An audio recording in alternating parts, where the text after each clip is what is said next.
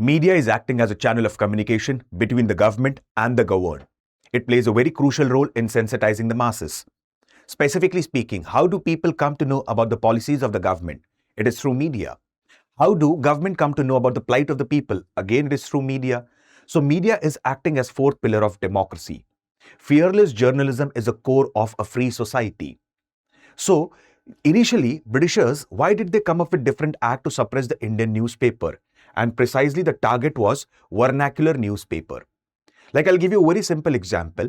The pioneer of social religious reform movement is referred by specifically Rajaram Mohan Roy ji. Rajaram Mohan Roy, he is referred as pioneer of journalism. He is referred as a bridge between the past and the future, bridge between the East and the West, father of Indian Renaissance, father of Bengal Renaissance. So these social religious reformers thought that before getting rid of Britishers, we need to get rid of our rudimentary thoughts, customs and tradition that was holding our society backwards.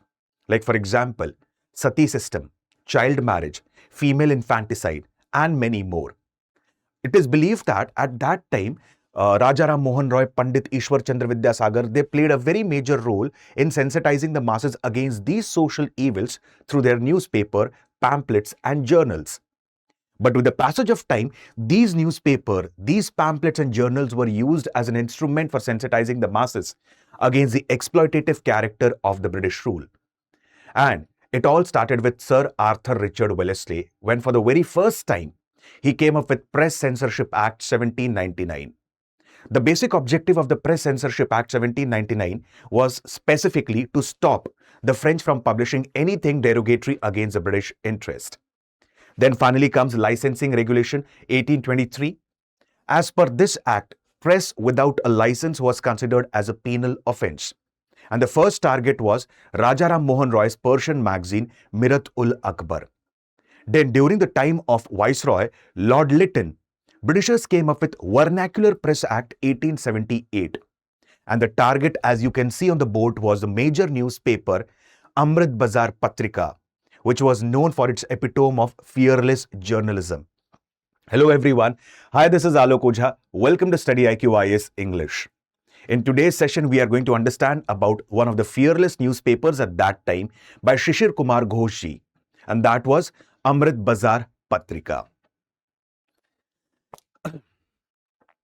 Precisely speaking, when Ashley Eden, he became the Lieutenant Governor of Bengal, he invited Christo Das. He was the editor of Hindu Patriot newspaper, and he invited Shishir Kumar Ghosh and said, like you, Christo Das and me, all three are going to govern Bengal from now onwards, because he wanted to rule Bengal with an iron hand. And in that case, specifically speaking, Shishir Kumar Ghosh ji was very much astonished, very much surprised. And so he asked a question to Ashley Eden. For that, what do we need to do? So Ashley Eden said to specifically Christo Das and Shishir Kumar Ghosh that whatever you are publishing anything that is majorly about criticizing the government, you have to give the manuscript to us first. So this was a proposal that was given by Ashley Eden to Shishir Kumar Ghosh, the editor of Amrit Bazar Patrika. Immediately he replied no. Simple words, he rejected the proposal, and he said that in the very simple words of Shishir Kumar Ghosh ji, Your Honor, there ought to be at least one honest journalist in the land. Now this completely enraged this person, Ashley Eden, and Ashley Eden immediately informed about this to Viceroy Lord Lytton. And now they came up with a bill which was referred as Vernacular Press Bill. Later on, it became an act which was referred as Vernacular Press Act. Just in a single row, in a single meeting, this act was passed. And as the name suggests, the target here was vernacular newspaper, local language newspaper. Because around 1810, 1820, the number of English newspapers might be precisely approximately 2 to 5, and hardly there were any vernacular newspaper. But around 1870s, there were 15 to 20 English newspapers and more than 200 vernacular newspapers. And here the target was Amrit Bazar Patrika. Like, let me give you a very simple example. Like, why Amrit Bazar, like what were the works done by Amrit Bazar Patrika? We'll discuss about that as well. But before that, let me talk about Vernacular Press Act 1878. As per Vernacular Press Act 1878, press without license was considered as a penal offense. If you have to start your own newspaper, magazine, journal, or a pamphlet, first of all, you have to take the permission of the press commissioner and district magistrate. Plus, one has to keep a security deposit with the government. And the security deposit will be liable to be forfeited if in the newspaper anything is published against the government or criticizing the government. Plus, press property can be confiscated. And the most important aspect, one cannot appeal in the court of law. And the major target was Vernacular Press Act. So the major target was Amrit Bazar Patrika. As per this act, it is believed that 4 leading newspapers of that time, Som Prakash, Daka Prakash, Bharat Mihir and Samachar, had to stop their publications. And one newspaper, Amrit Bazar Patrika, to the astonishment of Britishers, overnight became an English newspaper. Initially, it was a Bengali newspaper. And overnight, it became an English newspaper to escape the Vernacular Press Act 1878. Here, specifically, Amrit Bazar Patrika has played a very major role in sensitizing the masses. Like, let me give you a very small example. During the tenure of Lord Dufferin, when he was the Viceroy of India, Amrit Bazar Patrika highlighted about the corrupt system that was prevalent in the Bhopal administration. And it heavily criticized the person Lipal Griffin, who was responsible for the corruption in the Bhopal administration. In fact, Lipal Griffin asked Lord Dufferin to take an action against Amrit Bazar Patrika, but the fearless journalism of Amrit Bazar Patrika did not stop here. In fact, Amrit Bazar Patrika played a very major role in typing or in portraying one of the most confidential information regarding Kashmir on its very front page. Like, it was specifically during the tenure of Viceroy Lord Lansdowne. And precisely speaking, at that time, they had a plan to conquer the region of Kashmir. And this confidential information somehow got leaked. And Amrit Bazar Patrika published this information on its front page. This is one of the finest examples of fearless journalism. And when Maharaja Pratap Singh, the ruler of Kashmir, comes to know about this, he fiercely protested the authorities in London and successfully maintained his state's independent status.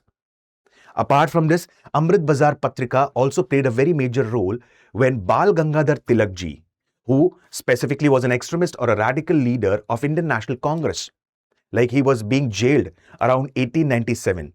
So Amrit Bazar Patrika supported Bal Gangadhar Tilakji as well. Another important thing, around 1905, specifically speaking, Lord Curzon, he had announced the partition of Bengal. And he had announced the partition of Bengal on what pretext? That Bengal has become too big to be administered by a single viceroy. But what was the actual intrinsic or hidden agenda of the Britishers? The hidden agenda was to divide Bengal on communal lines.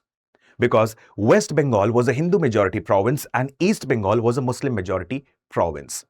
Precisely speaking, the newspapers at that time played a very major role in sensitizing the masses against the exploitative character of British rule, plus maintaining the communal harmony and Hindu-Muslim unity.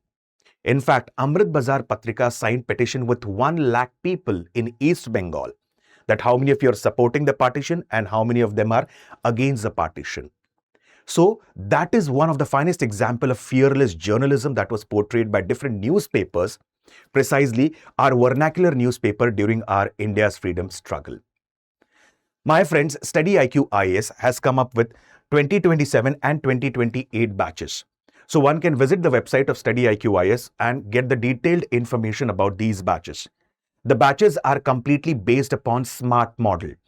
I repeat, SMART model, wherein the classes completely would be in structured format. Apart from this, there would be a mentor who would be guiding you throughout your journey for civil services preparation. And the most key important aspect here is revision.